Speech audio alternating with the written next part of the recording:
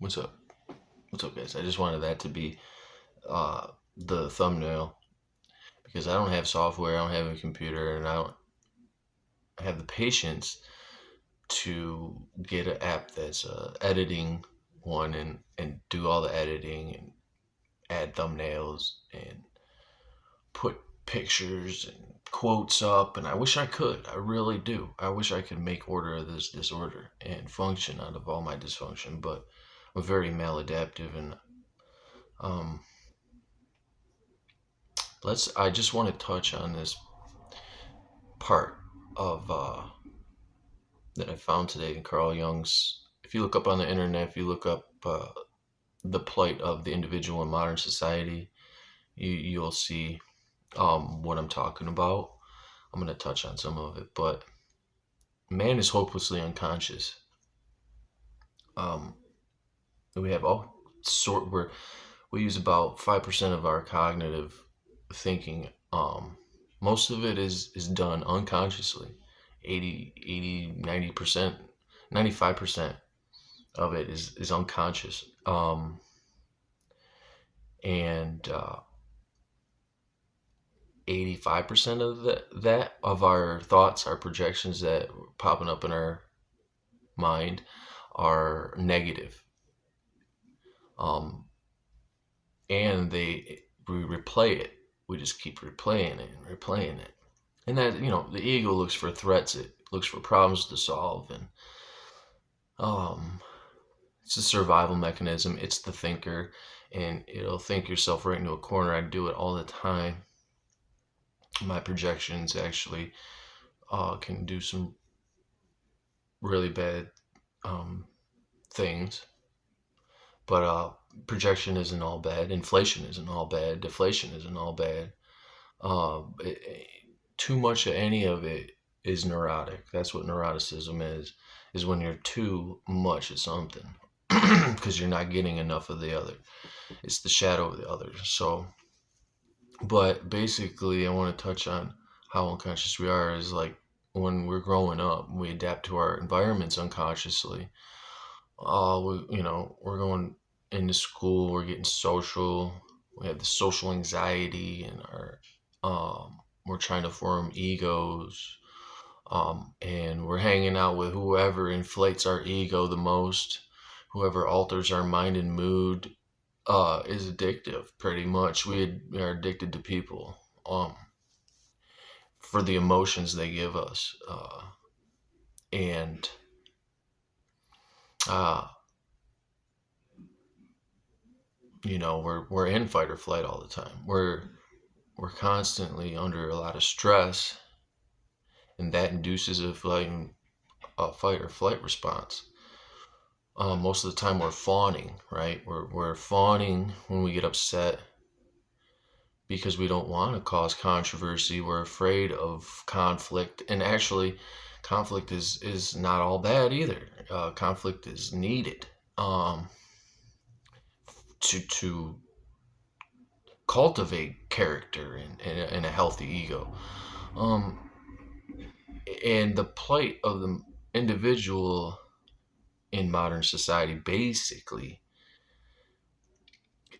is because we're not able, to decide for ourselves. We're just playing roles. We're putting on hats. We're putting on masks. We're putting on uniforms. We're performing a task. It's just for survival. It's like we're in a spiritual coma all day. We're doing it. We're in there, giving our energy, giving our it's like soul sucking, right? We're in a spiritual coma all day, doing these rituals in temples. Our works are pretty much our temples, where we worship every day. They are our gods. They are our authority, and that kind of makes you feel inferior after a while. And what happens when you feel inferior? You get neurotic, and then you get deflated and depressed, and then eventually you're gonna overcompensate by puffing up and getting anxious. That's what I do anyway. Which is an overcompensation. But, you know, under the influence of scientific assumptions, not only the psyche, but the individual man, and indeed all individual events whatsoever, suffer a leveling down in a process of reality into conceptual average. We ought not to underestimate the psychological effect of the statistical world picture. It thrusts aside the individual in favor of anonymous units that pile up into mass formations. Instead of a concrete individual, you have the names of organizations and, the highest point, the abstract idea of the state and the principle of political reality. The moral responsibility is then of the individual is inevitably replaced by the policy of the state. Instead of moral and mental differentiation of the individual, you have a public welfare and the raising of the living standard, the goal and meaning of individual life, which is the only real life, no longer lie in individual development, but in the policy of the state, which is thrust upon the individual from the outside and consists in the execution of an abstract idea which ultimately tends to attract all life itself. The individual is increasingly deprived of moral decision as how he should live his own life, and instead is ruled, fed, clothed, and educated as a social unit, accommodated in the appropriate housing unit, and amused in accordance with the standards that give pleasure and satisfaction to the masses. The rulers, in their turn, are just as much social units as the ruled.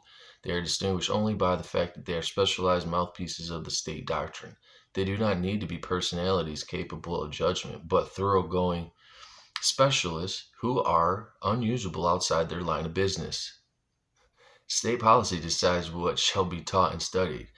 The seemingly omnipotent state doctrine is for its part manipulated in the name of the state policy by those occupying the highest positions in the government, where all the power is concentrated. Whoever by election or caprice gets into one of these positions is subject to no higher authority. They are the authority. They are the law. They are above the law. He is the state policy itself, and within the limits of the situation can proceed at his own discretion. And they talk about Louis VI being a slave to his own fictions. Such one-sidedness is always compensated psychologically by an unconscious subversive tendency. Slavery and rebellion are inseparable. Hence, rivalry for power and exaggerated distrust pervade the entire organism from top to bottom.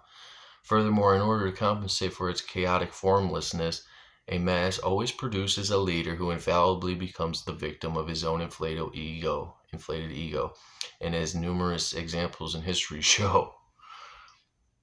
The development becomes logically unavoidable the moment the individual combines the mass and thus renders himself obsolete. Apart from the agglomeration of huge masses in which the individual disappears anyway, one of the chief factors responsible for psychological mass-mindedness is scientific rationalism, which robs the individual of his foundations and dignity. As a social unit, he has lost the individuality and become a mere abstract number in the Bureau of Statistics. He can play the role of an interchangeable unit of an infinitesimal importance. Looked at rationally from the outside, that is exactly what he is. And from this point of view, it seems positively absurd to go on talking about the value and meaning of the individual. Indeed, one can hardly imagine how one can ever came to endow the individual human life with so much dignity when the truth to the contrary is as plain as the palm of your hand. So, we kind of lose ourselves when we join the crowd. Mob mentality. It gives us, like I said, it gives us the power that we lack as individuals. It is our higher power. It is the hand that feeds us. I got enough out on that one. But I do want to, touch on like neuroticism and inflation and inferiority and all that, because we are constantly projecting our values and beliefs, our thoughts and emotions on each other all day, energy transference, and it alters our minds and moods. Um, you know, we pretty much are who we hang with. You become what you behold.